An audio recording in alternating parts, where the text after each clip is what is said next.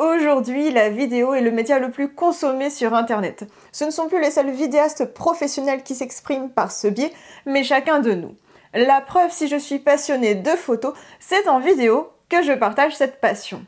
Or, tourner une vidéo, ça ne s'improvise pas. Et pour se filmer, nous sommes nombreux à choisir un appareil photo qui puisse aussi nous servir pour la vidéo. C'est justement le sujet que je vais aborder dans cette vidéo.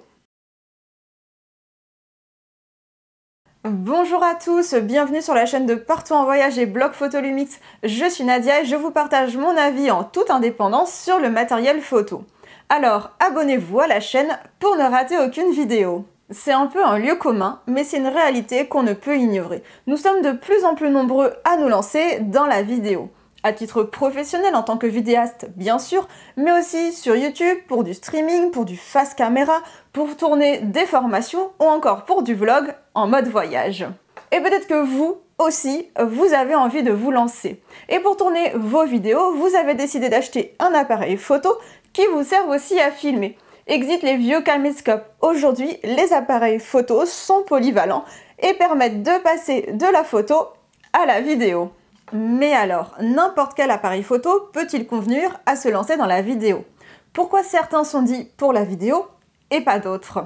Pour chaque budget, je vous passe en revue l'ensemble des appareils photo qui me paraissent pertinents pour YouTube, le tournage face caméra, le vlog, le streaming et même pour la vidéo professionnelle. Et évidemment, les modèles que je mentionne sont aussi pertinents en photo. Bon alors, avant de commencer, c'est quoi un appareil photo pour la vidéo? Parce que tous les modèles vendus disposent d'une fonction vidéo. Pourquoi ne peut-on pas choisir n'importe quel appareil photo? Eh bien non, ce n'est pas aussi simple. Un appareil photo pour filmer doit avoir certaines caractéristiques, à commencer par une prise micro. C'est un détail qu'on regarde rarement sur une fiche technique, pourtant c'est très important. Il faut dire que le son c'est primordial dans une vidéo. Si vous vous filmez face caméra, mais que personne n'entend rien ou mal votre propos, vous ne ferez pas long feu. Vous devez donc choisir un boîtier avec une prise micro. Je pense qu'il faut aussi choisir un appareil photo capable de filmer en 4K et idéalement avec des cadences d'image diverses, d'autant plus si vous avez des exigences professionnelles. N'oubliez pas non plus de regarder les capacités en ralenti de l'appareil photo que vous convoitez. Là, par contre, pour les ralentis, ce sera en Full HD, sauf si vous mettez le prix. Enfin, pour les vlogs en mode voyage, si vous comptez marcher avec le boîtier à la main, il vaut mieux que l'appareil photo soit doté de la stabilisation capteur pour éviter les tremblements à l'image. Ceci étant dit, rassurez-vous, je vous conseille sur ces points sur chaque modèle pour vous aider dans votre choix. D'ailleurs, vous trouverez des liens en description de tous les appareils photo que j'évoque dans cette vidéo. J'en profite pour vous dire que vous pouvez me soutenir en passant commande de votre matériel photo via les liens en description. Ce geste ne vous coûtera rien, mais m'aidera à créer du nouveau contenu sur la chaîne et mes blogs. Je vais commencer cette revue de matériel par les appareils photo pour filmer à moins de 500 €. Souvent, à ce tarif, la majorité des appareils photo n'ont pas de prise micro. Du coup, il n'est pas possible de fixer un micro pour capter le son, et ça, c'est gênant. Pour avoir débuté sur YouTube sans micro, je peux vous dire que personne ne vous écoutera. C'est pourquoi si je prends l'exemple du Lumix GX880 qui a un prix abordable, eh bien, il ne peut pas faire l'affaire puisqu'il n'a pas de prise micro. À 500 €, le seul et unique choix, c'est le Lumix FZ300. Il s'agit d'un bridge, un appareil photo sur lequel on ne peut pas changer d'objectif et qui a un petit capteur. Il permet quand même de filmer en 4K et dispose aussi d'une prise micro, c'est le minimum. Comme il a une fonction Wi-Fi, on peut déclencher la vidéo à distance. Si vous filmez en face caméra pour YouTube, c'est très pratique. Il a également un écran orientable, ce qui est idéal pour le vlog. Par ailleurs, si vous filmez en voyage, son zoom va de 25 mm à 600 mm, c'est évidemment très pratique. Par contre, il n'est pas stabilisé. Si vous filmez en marchant, vous aurez des tremblements à l'image. Et pour la basse lumière, comme en intérieur, il se peut que vous soyez gêné par son capteur assez petit, même s'il a une ouverture de f2.8. La basse lumière, ce n'est pas le point fort des bridges. Mais je vous rassure, on trouve de nombreuses solutions d'éclairage vidéo au besoin. C'est pourquoi quand on a un budget serré, c'est un très bon premier prix. De mon point de vue, si vous voulez vous lancer dans la vidéo, je vous conseillerais quand même d'opter pour un appareil photo hybride. Ils ont tout d'abord des capteurs plus grands qui vous seront plus utiles pour la basse lumière. Et surtout, vous pourrez changer d'objectif pour adapter l'appareil à la thématique que vous filmez. Mais malheureusement, ce choix fait grimper le budget. Passons aux appareils photo pour filmer à moins de 1000 €. Entre 700 € et 1000 €, on a déjà beaucoup plus de choix, que ce soit parmi les compacts, les bridge ou encore les hybrides. L'avantage du compact, c'est le gabarit réduit. L'avantage du bridge, c'est le zoom puissant. Et l'avantage de l'hybride, je dirais que c'est la qualité d'image et la polyvalence. Je vais commencer par les compacts qui ont l'avantage de leur petite taille. Premier compact pensé pour la vidéo face caméra, c'est le Sony ZV-1. Il a un écran orientable, c'est donc idéal pour se filmer avec un retour caméra, que ce soit pour YouTube ou encore du vlog. D'ailleurs, si vous filmez en marchant, il dispose d'une stabilisation numérique, c'est pas une stabilisation capteur. Elle sera surtout efficace quand vous filmez en Full HD. Mais vous allez voir qu'à ce tarif, on a de toute façon rarement la stabilisation capteur. C'est pourquoi c'est un excellent modèle. Il a aussi un micro directionnel, ce qui permet d'avoir un excellent son sans avoir à ajouter de micro externe. Et surtout, son autofocus est très réactif. C'est très pratique pour se filmer en face caméra et être certain que la mise au point ne change pas pendant que vous êtes en train de parler. D'ailleurs, pour les débutants, il a un mode selfie pour obtenir un flou d'arrière-plan automatiquement et un mode mise en avant de produit, ce qui fait que vous n'avez même pas besoin de connaître les techniques vidéo. Son poids, il est de 294 grammes et ça c'est génial pour pouvoir l'emmener partout. Bon, par contre, pour la basse lumière, son capteur il est quand même un peu petit. Si vous vous filmez en intérieur, il vous faudra peut-être de l'éclairage en complément.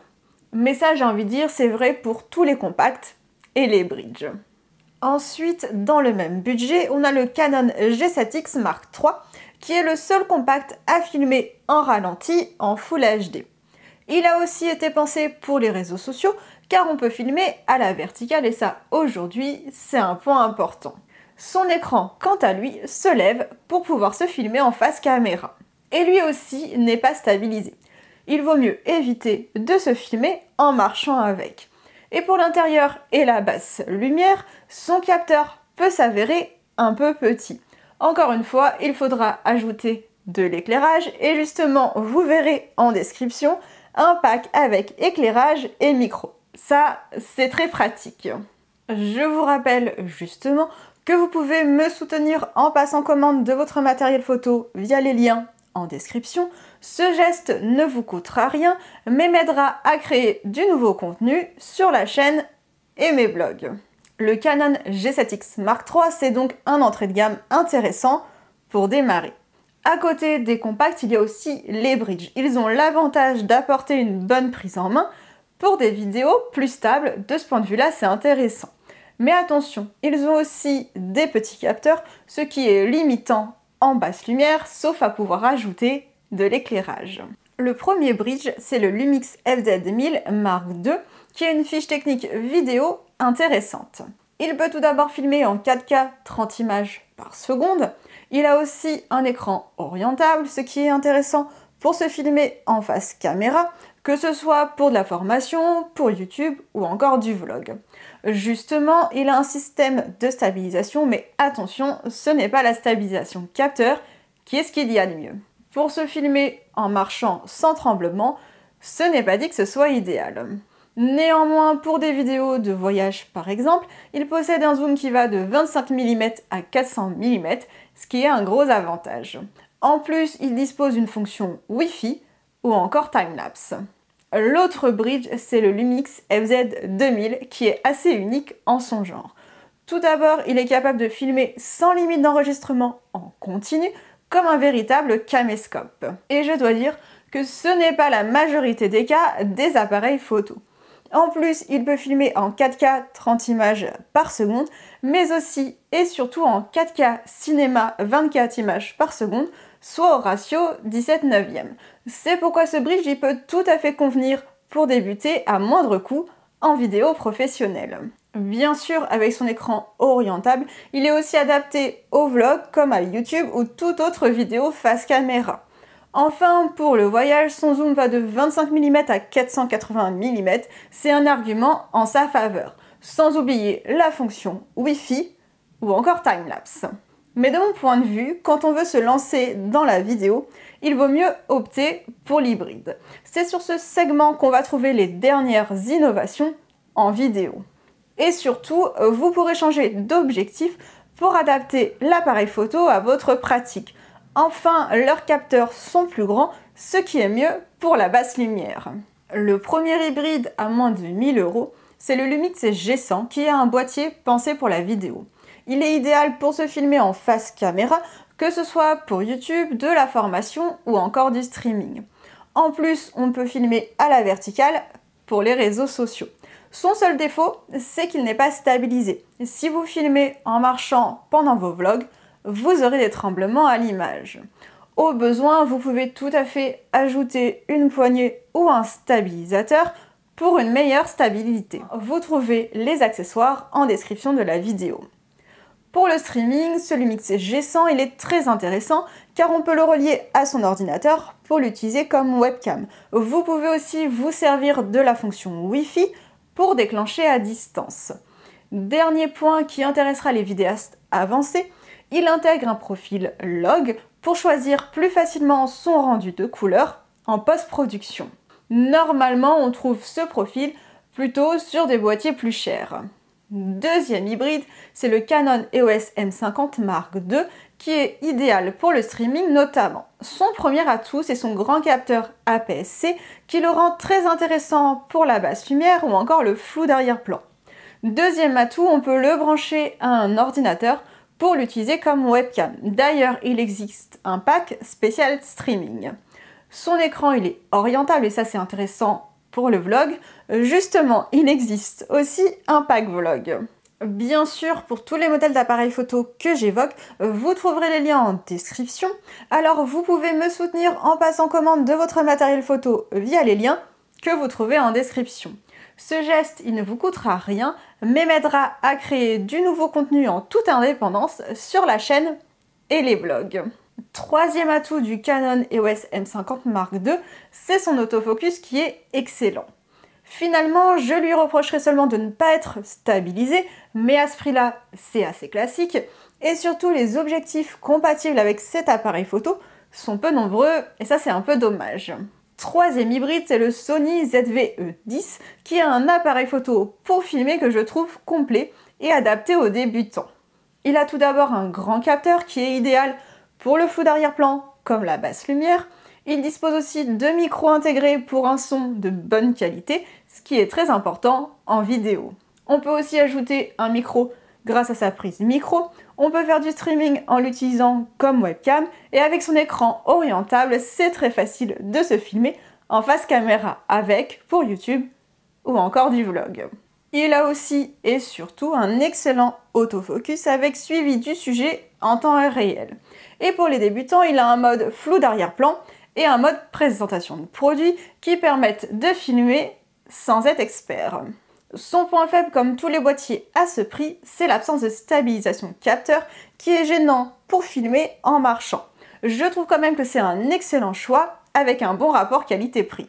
Dernier hybride, c'est le Lumix G90 que je qualifierais de boîtier baroudeur idéal pour filmer en voyage. Lui dispose d'une stabilisation capteur, ce qui est bien mieux pour se filmer à main levée. Pour du vlog en mode voyage, c'est idéal, d'autant plus qu'il a un écran orientable. Pour du streaming, on peut l'utiliser comme webcam et il s'adapte parfaitement à toute vidéo face caméra, comme YouTube par exemple. Un de ses points forts, c'est qu'il donne accès à un parc d'optique très complet. Enfin, il embarque un profil log pour choisir plus facilement en post-production la colorimétrie de ses vidéos. Et ça, c'est assez rare pour un appareil photo à ce prix. On a vu les appareils photo à moins de 500 €, ceux en dessous de 1000 €. Voyons ceux entre 1000 € et 2000 €. À ce tarif, tous les appareils photo que je cite disposent d'une stabilisation 5 axes, c'est quand même bien mieux. De même, ils sont compatibles avec de nombreux objectifs. À ce prix-là, on peut avoir en main de véritables petites caméras. Ces boîtiers ils vous permettront d'avoir de meilleures cadences d'image. Certains permettent aussi de filmer en 10 bits au lieu de 8 bits, ce qui permet de filmer avec 1 milliard de couleurs en 10 bits contre 16 millions en 8 bits. Ou encore, on trouve des modèles qui permettent de filmer en 4K cinéma. Bref, ça commence à être beaucoup plus intéressant quand on aborde ce tarif. À commencer par le Fujifilm X-S10 qui est aussi excellent en photo comme en vidéo. Bien sûr, il dispose d'une prise micro ainsi que d'un écran orientable pour se filmer en face caméra pour YouTube ou le vlog. Sa grande différence avec les autres, c'est qu'il a un capteur stabilisé, on est donc dans de meilleures conditions pour filmer à main levée. Il a aussi la capacité de filmer en 4K 30 images par seconde, en 4:2 10 bits, à condition d'ajouter un moniteur externe. Par ailleurs, on peut aussi filmer en 4K cinéma, sans oublier la possibilité de filmer en ralenti jusqu'à 240 images par seconde en Full HD. Quand je vous dis que c'est une véritable petite caméra. En plus, il y a de nombreuses optiques compatibles avec. Je vous présente maintenant le Lumix G9 qui m'accompagne en photo comme en vidéo depuis 4 ans. C'est un des hybrides les moins chers qui filme en 4K 60 images par seconde à ce jour. Une telle cadence, ça permet des vidéos bien plus fluides, notamment quand on filme des sujets en mouvement. C'est aussi ce Lumix G9, le boîtier du voyageur avec son excellente stabilisation. On peut filmer à main levée, même avec des super zooms, sans aucun tremblement à l'image, et ça, c'est vraiment fort. Il est donc idéal pour le vlog. En face caméra, on va pouvoir profiter de son écran orientable également, y compris pour du streaming. On peut aussi filmer en 4K 30 images par seconde en 10 bits et en 60 images par seconde, et il faudra alors, pour avoir du 10 bits, un moniteur externe. C'est un des appareils photo avec le meilleur rapport qualité-prix actuellement. Enfin, le Lumix GH5 Mark II est une véritable petite caméra. Et franchement, c'est peu de le dire. C'est un des appareils photo pour filmer les plus avancés, surtout à ce prix. Il peut filmer en 4K 60 images par seconde, mais aussi en 4K cinéma aussi jusqu'à 60 images par seconde en 10 bits. Pour des vidéos fluides, une telle cadence d'image, c'est idéal. Et par ailleurs, il n'a pas de limite d'enregistrement en continu comme un véritable caméscope. Avis aux connaisseurs, il peut aussi filmer au format anamorphique. Et son capteur, il est évidemment stabilisé pour des vidéos stables à main levée. C'est une vraie caméra tout en un, qui ira autant pour le vlog que le face caméra, que YouTube, qu'au vidéaste avancé. D'ailleurs, c'est vraiment le seul à pouvoir faire cela. On peut effectuer du streaming sans fil en passant par son téléphone. Avec le Lumix GH5 Mark II, on peut faire de la vidéo en live, peu importe où l'on se trouve. Entre 1000 et 2000 euros, on trouve donc des boîtiers intéressants avec des fiches techniques assez avancées pour la vidéo. Pour autant, quand on veut un appareil photo parmi les meilleurs pour la vidéo, le budget il grimpe très vite, au-dessus de 2000 euros. Mais alors, qu'est-ce qu'on a avec un tel budget? Selon les modèles, vous aurez une meilleure qualité d'image, de meilleures performances en basse lumière, des cadences d'image variées en 10 bits, de la 4K 120 images par seconde pour des ralentis en 4K, là où les autres appareils photo filment des ralentis en Full HD, et maintenant on peut aussi même avoir la vidéo 8K sur les modèles plus haut de gamme. Je vais commencer par les boîtiers capables de filmer en 4K 60 images par seconde. Ici, tous ont un grand capteur APS-C ou plein format qui sera idéal pour la basse lumière ou encore le flou d'arrière-plan. Mais attention, toutes les 4K 60 images par seconde ne se valent pas. Sur certains boîtiers, vous aurez un recadrage x 1,5 en 4K 60 images par seconde. Ça veut dire que quand on zoome à 24 mm, on filme alors à 35 mm. Parfois, c'est un avantage, parfois, c'est frustrant quand on manque de recul. Le premier appareil photo hybride à plus de 2000 euros capable de filmer en 4K 60 images par seconde, c'est le Fujifilm X-T4 qui connaît un grand succès pour ses capacités en vidéo comme en photo. Il dispose évidemment d'une stabilisation capteur qui est idéale pour filmer à main levée. Il est capable de filmer en 4K 60 images par seconde et même en 4K cinéma. Si vous voulez filmer des ralentis, ce sera en Full HD jusqu'à 240 images par seconde. Son écran orientable, il est idéal pour la vidéo face caméra et notamment le vlog. Pour YouTube, c'est aussi une caméra intéressante. En plus, Fujifilm commercialise énormément d'optiques compatibles et Sigma vient de s'ajouter à la monture Fuji. Je vous présente aussi mon Lumix S5 qui est mon appareil photo pour me filmer sur YouTube autant que pour mon quotidien. Il m'accompagne partout depuis plus d'1 an, tant pour du face caméra à la maison que pour filmer nos aventures en famille. Le premier atout de ce modèle, c'est sa bonne montée en ISO qui me permet de filmer facilement en basse lumière. Comme je filme beaucoup en intérieur, je dois dire qu'il me simplifie la vie. Moi qui aime aussi le flou d'arrière-plan marqué, il répond aussi parfaitement à ce besoin. Aujourd'hui, c'est un excellent rapport qualité-prix en photo comme en vidéo. On peut évidemment l'utiliser pour YouTube, pour du vlog ou encore du face caméra. Son écran est orientable et son capteur est stabilisé. J'ai envie de dire, heureusement à ce prix-là. La qualité d'image est aussi très belle et je dois dire que j'aime beaucoup la colorimétrie Panasonic. Côté spec vidéo, il peut filmer en 4K 60 images par seconde ainsi qu'en 4K cinéma 60 images par seconde. Il est également capable de filmer en anamorphique ainsi que des ralentis en Full HD. Bref, c'est un boîtier complet en vidéo. Il a cependant un défaut. Quand on filme en 4K 60 images par seconde et en 4K cinéma 60 images par seconde, on a alors un recadrage de 1,5. En intérieur, je dois dire que je peste souvent. Troisième boîtier, c'est le Sony Alpha 7 IV qui est excellent sur la mise au point automatique. Il se démarque par un suivi en temps réel du sujet qui est très performant. C'est pourquoi de nombreux youtubeurs apprécient cet appareil photo pour filmer soit en face caméra, soit en mode vlog. Il peut filmer en 4K 60 images par seconde pour des vidéos plus fluides, mais attention, lui aussi a un recadrage de 1,5 dans ce cas. Donc quand on zoome à 24 mm, on filme à 35 mm. En plus, il ne fait pas la 4K cinéma. Quand on ralentit, ils sont en Full HD. Ça reste un boîtier qui conviendra à la majorité des pratiques et qui dispose d'un excellent autofocus. Pour la vidéo face caméra, il possède un écran orientable, de plus son capteur est stabilisé, même si ce n'est pas son point fort. Pour en terminer sur les spécialistes de la 4K 60 images par seconde, donc il y a le Nikon Z6 Mark II, qui me paraît plutôt pour les vidéastes que pour le vlog, déjà parce qu'il n'y a pas d'écran orientable sur ce modèle.